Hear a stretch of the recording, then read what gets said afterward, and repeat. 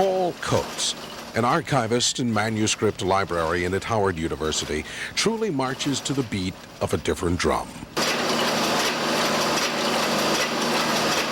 Here in the plant of a small Brentwood, Maryland printer, the beat goes on. Here it's more than just ink and bound paper to Coates, who with his wife Cheryl Waters runs Black Classic Press, publishers of rare, heretofore thought to be lost, printed documentation of Afro-American history. Items published by our press, small items, 32 pages, quite often, because these are pamphlets, quite often the people who wrote these pamphlets didn't have access to the channels of major publishers in this country. Coates uses Black author J.A. Rogers as a good case in point. W. Du Bois once said about Rogers, "No man living has written as much about the Negro." Yet, to date, only one volume of Rogers' works have ever been published by a major publisher. It is best, or perhaps only, described as an obsession in Coates. A thirst for Black history, fueled by the roles he serves at Howard and as a teacher at Sojourner Douglas College in Baltimore. I'm working on a pamphlet now that was originally published in 1858, and apparently as late as 1945, only one copy of that pamphlet existed. This particular pamphlet is important because it supposedly is written by a Black who at the time was about 102 years old and who had fought as a soldier in the Revolutionary War and the War of 1812, you see, and so now he is publishing his slave narrative in 1858, which is kind of significant and kind of important if, in fact, I can document the rest of it. I don't remember if I had told you or not. We have a new publication that we're going to be coming out with somewhere around the 1st of March, D. Graff Johnson's African Glory. Are you familiar with that at all? We will be aggressively seeking out bookstores that will market our works. We're looking for bookstores that have Black Studies sections in them, that are in Black communities, as well as colleges and universities who are willing to adopt our books for classes in Black Studies and that kind of thing. Black Classic Press, under the watchful gaze of Paul Coates, preserving history, and possibly in the process, creating it. A seemingly radical departure from the Paul Coates of the 60s and 70s, a man then at odds with society, when he coordinated the local movement of the Black Panther Party. I think today I see a way that I can work not so much against it, but a way that I can work within this framework and consider myself to be making positive contributions. Right. The genius. Okay. I think we can do it. That's right. This is the council pulling strings again. Sorry. Thank you. All right, how about 5? Countdown. 5, 4, 3, 2, 1. Let's see it. Let it go now. All right, here we go.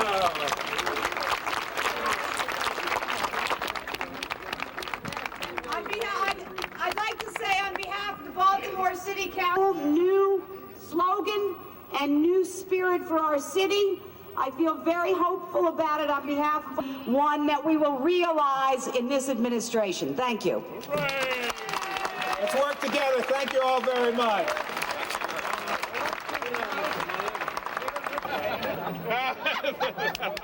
Come on over here, sit down there. They made this problem. If I can pick you up, I do you. Thank you very much. Real good. All right, you guys. Yeah. Okay. I'm here. I'm the president. All right. Don't say all right enough. I'm glad I talked to you. Super. How you doing? You know, Oh, Baptist. great. Great. Oh, fine. He's doing great.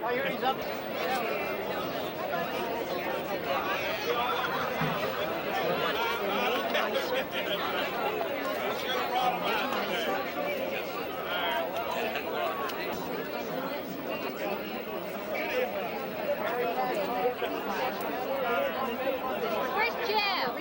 I need a whole lot of them.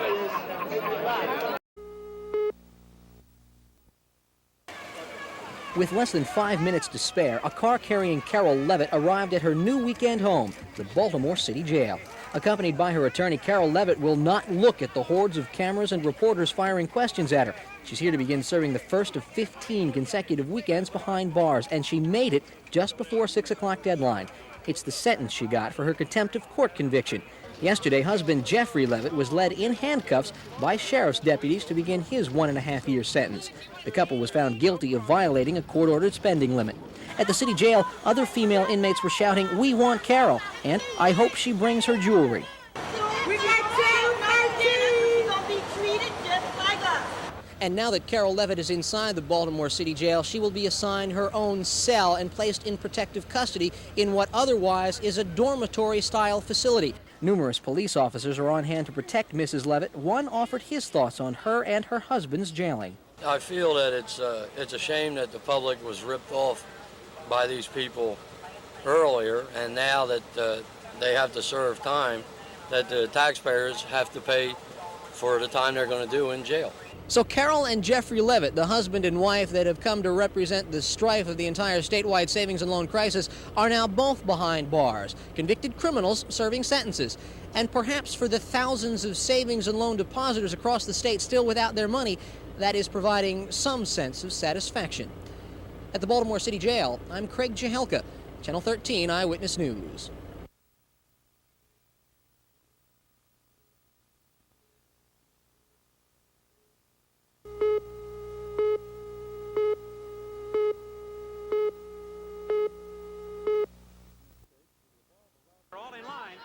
The sweepstakes would revolve around the running of the Preakness. Numbers would be assigned to each of the 200 or 300 horses nominated each year, and numbers sold on a random basis.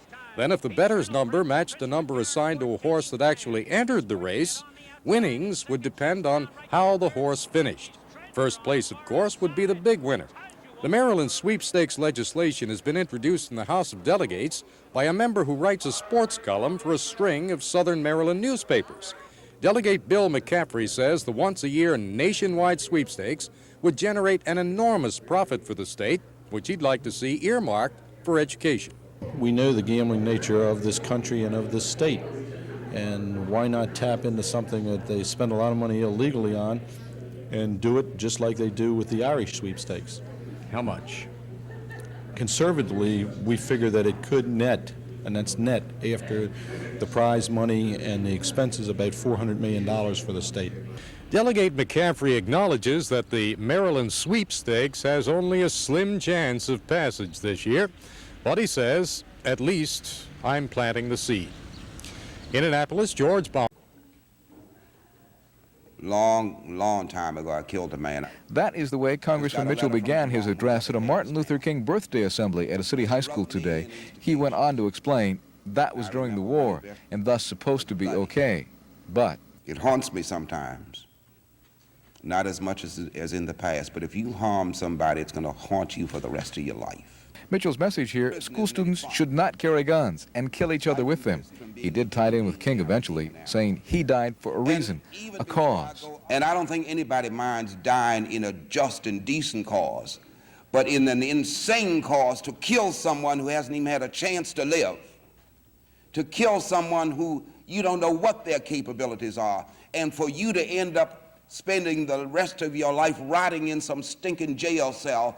That is not in the best interest of black people nor yourself. And in the assembly, others did speak of King and how he came upon his nonviolent approach to civil rights. But it was Mitchell's talk of street violence that stirred the crowd, and the students got the King connection. That's how he got killed, because of guns and drugs being on the street, and I feel as though to keep him out of school, keep him off the street. And there is also one other connection here at Joseph C. Briscoe Senior High School. It is at the corner of Druid Hill Avenue and Martin Luther King Boulevard. Don Scott, Channel 13, Eyewitness News.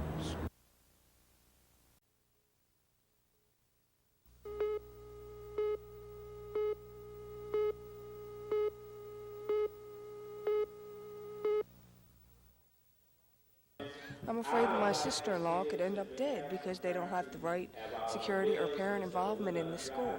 Mary Jericho is far from alone. Many of the parents here at the Lake Clifton High School auditorium fear for their children, and with good reason. 2 students have been shot to death here in the past 4 months. In October, 17-year-old Kevin Diggs died on the school parking lot when shot. Police say he, too, carried a gun.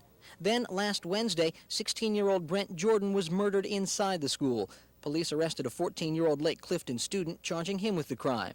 So now, educators and parents are together to battle the insane practice of kids carrying guns to school. We're going to have to protect the majority of students from that type of youngster and outsiders who tend to be the center of much of this type of problem. There are over 1.5 miles of corridors here at Lake Clifton High School, and in order to protect the hundreds of students who walk through them, the school will set up check stations where students will randomly be stopped, themselves and their belongings inspected for weapons. All students will also be issued ID cards, which they must carry and display at all times, and no student will be allowed to wear a hat or an overcoat into a classroom where any weapon might be able to be concealed. But there is only so much the school can do, so educators urge parents to take an active role in their children's lives, yet few show up at a meeting as important as this. Craig Jahelka, Channel